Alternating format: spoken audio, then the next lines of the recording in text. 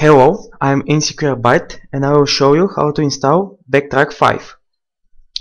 Now first you need to download it from BackTrack site.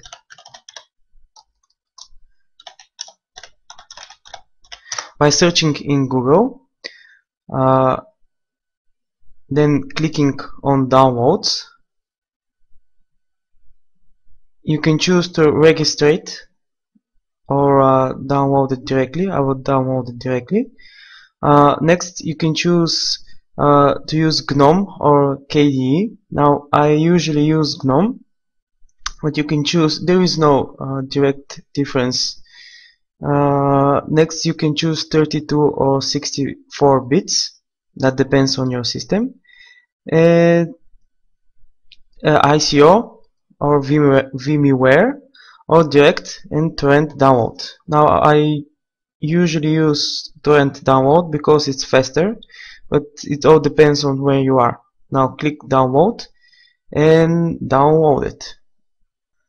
Now after you download it, you can go to how to section on the BackTrack site and choose a method to install it using live CD or installing the live CD on a USB.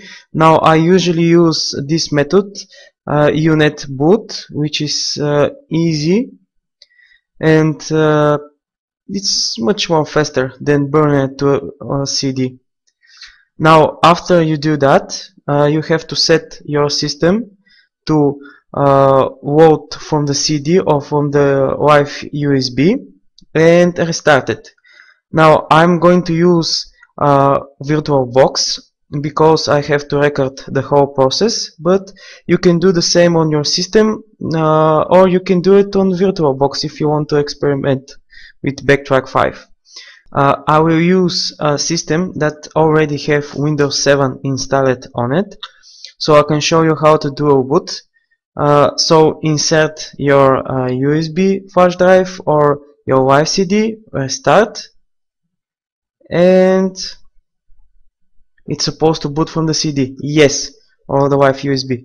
Now you hit enter and choose default boot text, which is the first option, and wait for the live CD to boot up.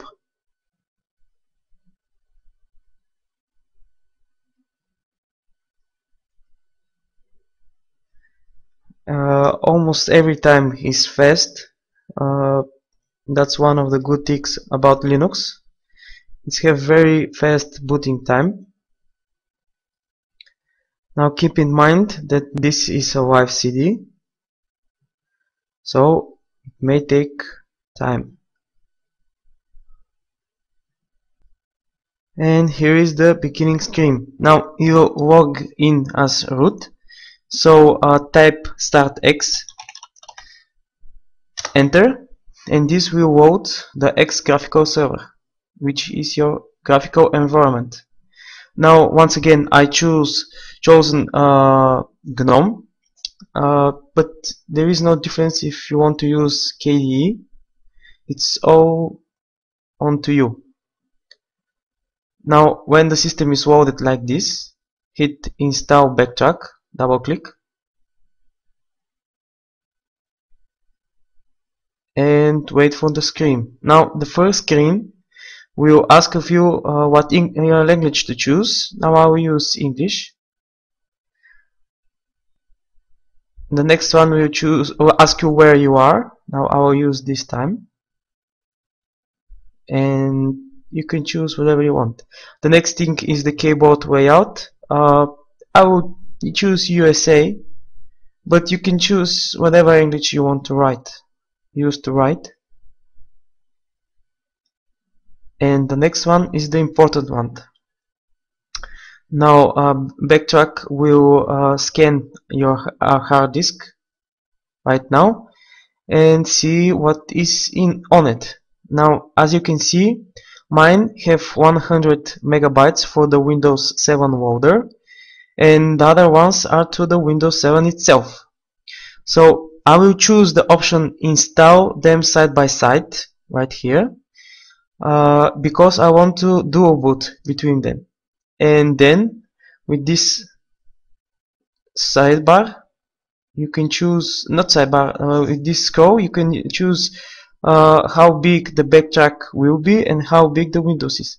Now I usually use around 10 gigabytes, 10-20 gigabytes for BackTrack, simply because it needs around 8 gigabytes to install, and the other ones are for the operational system. So okay, I will start with 20 gigabytes, and the other 22 will stay from the Windows 7, but you can choose whatever it's useful for you. Hit forward, and continue. And now the process of installing has started.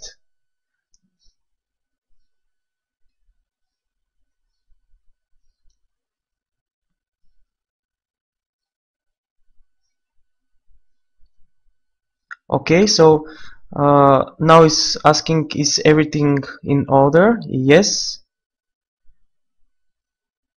Install, and that's it. I will fast forward this so you don't have to wait to the whole install. Okay, so it's ready. Now it will ask you to continue testing or to restart now.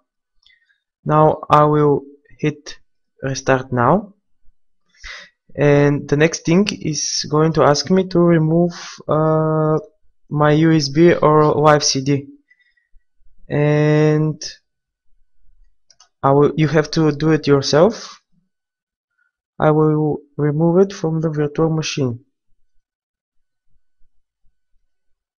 When you do it, hit enter, and hopefully we will have a new BackTrack 5. Yes, now the group folder is asking me to vote Ubuntu, which is actually BackTrack, or to vote my Windows 7 machine that was installed before. Let's see if BackTrack is okay.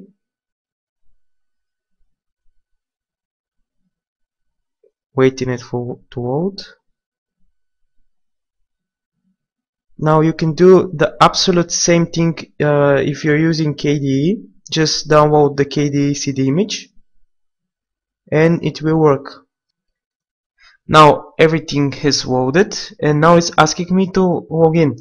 Now you have to use the root, which is ROOT, and the password is root reversed, so it's TOOR.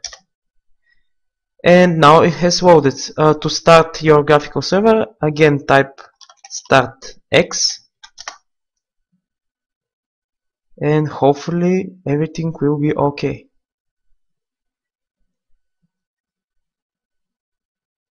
And yes, BackTrack has loaded. Now a good idea is to change your default root password, because everybody knows it. So start a terminal and write down pass WD, which is short for password. Now type your new password. Again, type it, and everything is okay. Okay, that's it. So thank you for watching, and don't forget to check my website insecurebyte.com for more interesting video. Bye.